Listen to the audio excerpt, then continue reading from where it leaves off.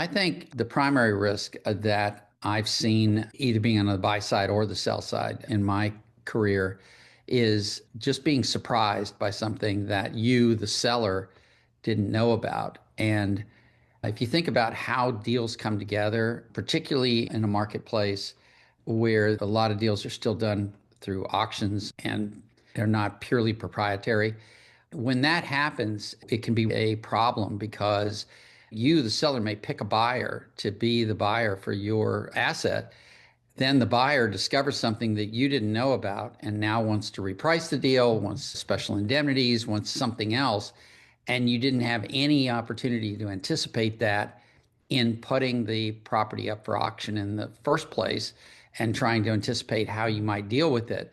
If you had done it in advance, you might have had an opportunity to have multiple bidders all agreeing or disagreeing with how you wanted to address that particular issue the way you wanted to address it, not the way the buyer that you've now chosen and locked yourself in with wants to address it now that they have discovered it after the fact. So number one is obviously you just are not aware of an issue that's going to come up and be an indemnifiable matter or something that a buyer finds in diligence. You're just caught on your back foot. And to be honest, like it's even worse if a buyer signs over that, because then you're putting your client in harm's way for a potential fraud claim to the extent that management was aware and you don't manage that properly. Like you don't have proper disclosure in the schedules.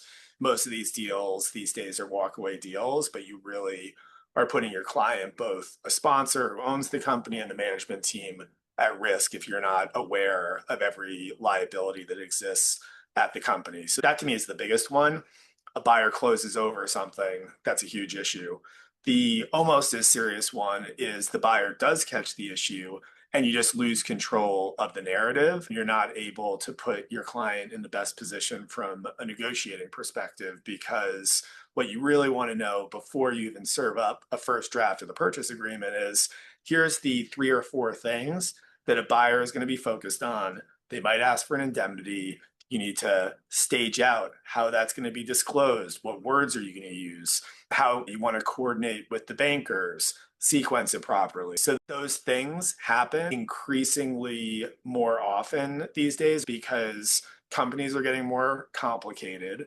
There's a lot more things that can go wrong. The other thing I've seen is there's a lot of situations where you have a new counsel coming in on a sell side process, especially if you think about some of these startup tech companies, for example, that maybe had more of a VC growth equity firm representing the company, and then you're going out to sell to a large private equity firm or a strategic. So you have someone coming in and just looking at everything de novo, and you haven't lived with the company. So that exacerbates the risk as well. The risk of not doing pre-diligence is looking like you don't have your house in order. You may not know where things are. You don't know if you're giving a complete answer. And what happens is it really lowers my confidence in what you are giving me. So I'm going to come down on you harder with more robust reps, more robust requests, and I'm probably not going to be real confident in what you're telling me. So it's just going to make your life harder, and actually it makes my life harder.